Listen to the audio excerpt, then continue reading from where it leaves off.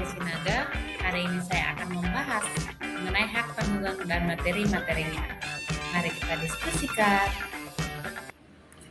Lembaga hak tanggungan hadir berdasarkan amanat dari Undang-Undang Pokok Agraria, yaitu Undang-Undang Nomor 5 Tahun 1960, bahwa pada pasal 57 junto pasal 51 UU PA disebutkan bahwa akan ada lembaga jaminan yang akan mengcover hak atas tanah, yaitu dengan lahirnya Undang-Undang Nomor 4 Tahun 1996.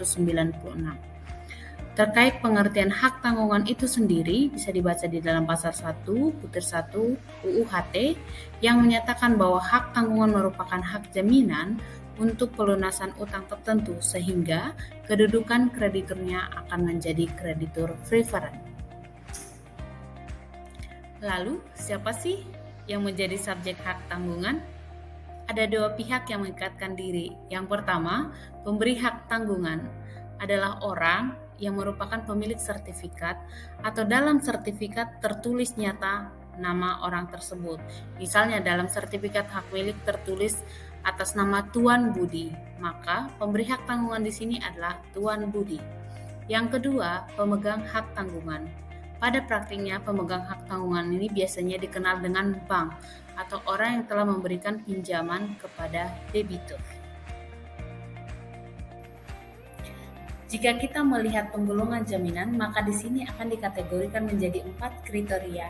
Yang pertama, dari cara terjadinya ada disebut jaminan umum. Jaminan umum diatur dalam 1131 KUH Perdata yang menyatakan bahwa semua harta debitur baik yang ada, sekarang ada maupun yang akan ada menjadi jaminan bagi seluruh hutangnya. Yang kedua ada jaminan khusus, yaitu jaminan yang didasarkan pada hak tanggungan, gadai, fidusia, dan lainnya. Sedangkan berdasarkan sifatnya ada jaminan kebendaan dan jaminan perorangan. Menurut objeknya ada jaminan berdasarkan objek benda tetap maupun objek benda bergerak. Dan yang terakhir mengenai kewenangan menguasai, yaitu menguasai bendanya dan tidak menguasai bendanya. Kedudukan hak tanggungan dalam penggolongan jaminan ini berdasarkan 4 kriteria ini. Yang pertama, dari cara terjadinya merupakan jaminan khusus, dari sifatnya merupakan jaminan kebendaan, menurut objeknya merupakan objek benda tetap, dan menurut kewenangan menguasai merupakan menguasai bendanya. Kedudukan hak tanggungan sebagai jaminan kebendaan tertuang dalam alinea ketiga angka ke-5 UU HT. Di sana dinyatakan bahwa hak tanggungan adalah satu-satunya lembaga hak jaminan atas tanah. Tentu saja kita merujuk pada objek hak tanggungan. Yang menjadi objeknya tertuang dalam pasal 4 ayat 1 UU HT, yaitu hak milik, hak guna bangunan, hak guna usaha, hak pakai, dan hak pengelolaan. Kalau dalam undang-undang pokok agraria maupun dalam hak ulayat itu dikenal dengan ajas pemisahan horizontal, yaitu tanah maupun yang ada di atasnya dan di bawahnya dipisahkan secara terpisah, tidak satu kesatuan. Namun dalam pembebanan hak tanggungan ini menganut prinsip ajas pemisahan vertikal, yaitu tanah berikut bangunan yang ada di atasnya maupun hasil karya yang ada atau yang akan ada kemudian merupakan satu kesatuan dalam penjaminan. Tapi tentu saja ini harus ditegaskan dalam pengikatan jaminan hak tanggungan ya. Dalam slide ini saya menarik 6 ajas-ajas dalam hak tanggungan yang pada pokoknya sering digunakan dalam praktikal. Namun di luar ajas ini masih terdapat beberapa ajas yang juga merupakan ajas dari hak tanggungan. Yang pertama ada ajas droit de préférence yang tentu saja pada hukum jaminan itu berlaku semua, yaitu kreditur mempunyai kedudukan diutamakan. Jikalau nanti debitur lalai atau dianggap tidak mampu lagi untuk melunasi hutang-hutangnya, maka kreditur mempunyai kedudukan diutamakan ketika melaksanakan eksekusi jaminan. Yang kedua ada ajas aksesorir, yaitu hak tanggungan ini merupakan perjanjian tambahan. Tentu saja sebelum pengikatan jaminan harus ada dulu perjanjian pokoknya, baik dalam perjanjian kredit, perjanjian hutang piutang maupun pinjam meminjam.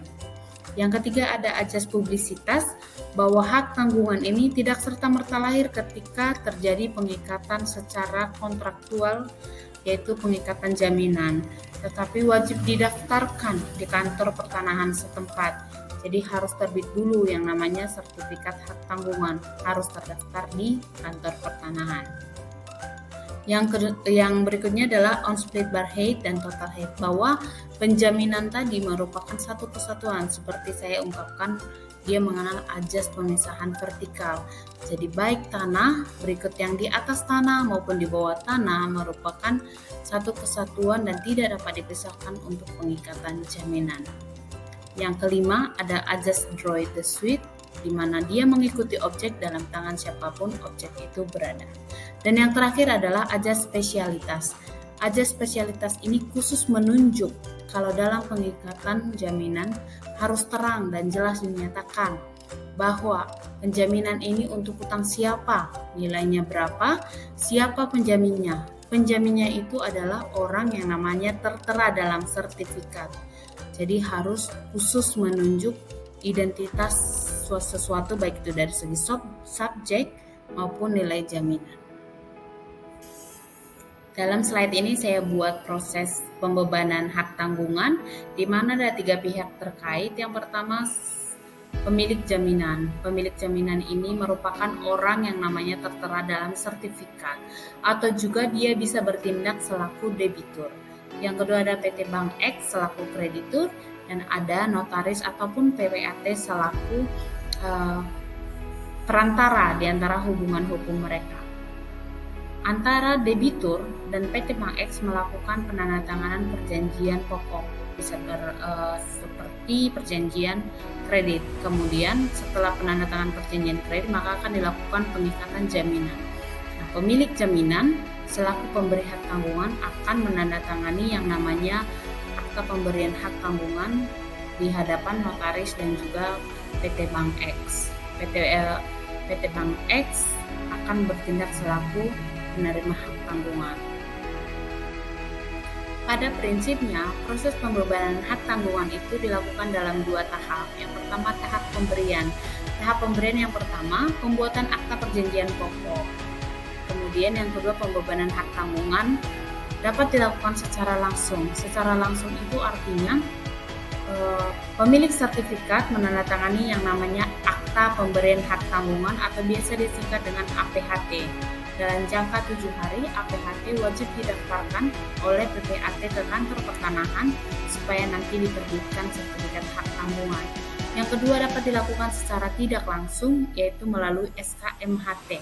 SKMHT ini adalah surat kuasa memberikan hak tanggungan.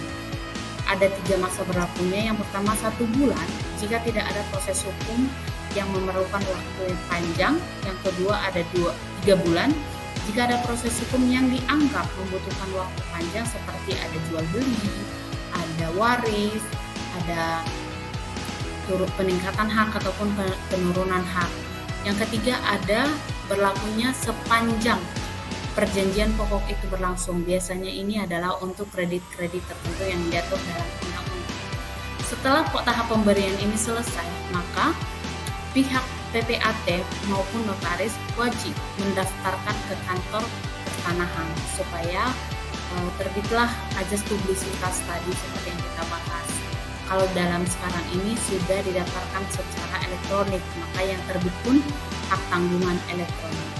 Produk dari tahap pemberian dan tahap pendaftaran ini adalah sertifikat hak tanggungan. Dalam pasal 14 Undang-Undang Hak Tanggungan, sertifikat hak tanggungan mengandung ira-ira demi keadilan berdasarkan ketuhanan yang Maha Esa. Umumnya kalau isi APHT itu ada seperti dalam slide ini, yaitu identitas para pihak, domisili para pihak, penunjukan beberapa hutangnya, beberapa uang jaminannya, nilai hak tanggungannya, uraian yang mengenai objek jaminan maupun janji-janjinya.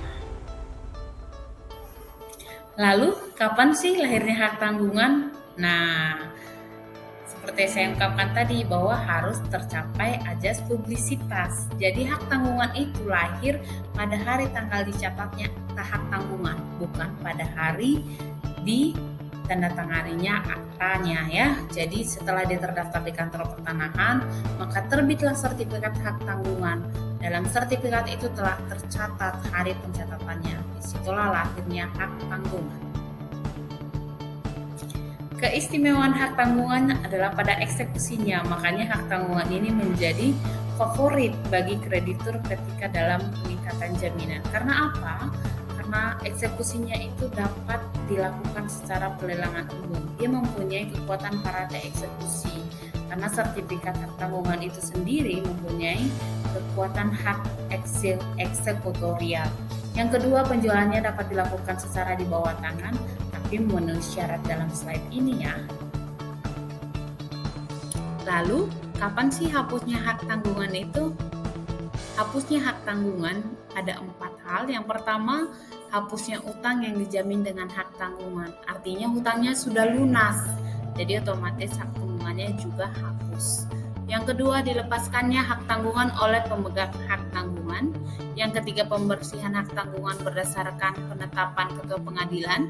Dan yang terakhir, hapusnya hak atas tanah yang dibebani hak tanggungan. Sementara roya itu adalah pencoretan hak tanggungan. Jadi kalau dalam sertifikat hak tanggungan masih ditulis telah dibebankan hak tanggungan peringkat pertama.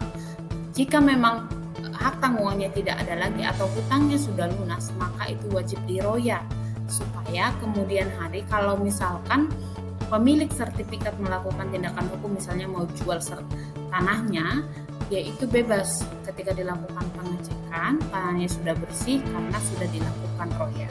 Jadi kalau sertifikat tanah kamu dibebankan hak tanggungan, jangan lupa untuk roya ya.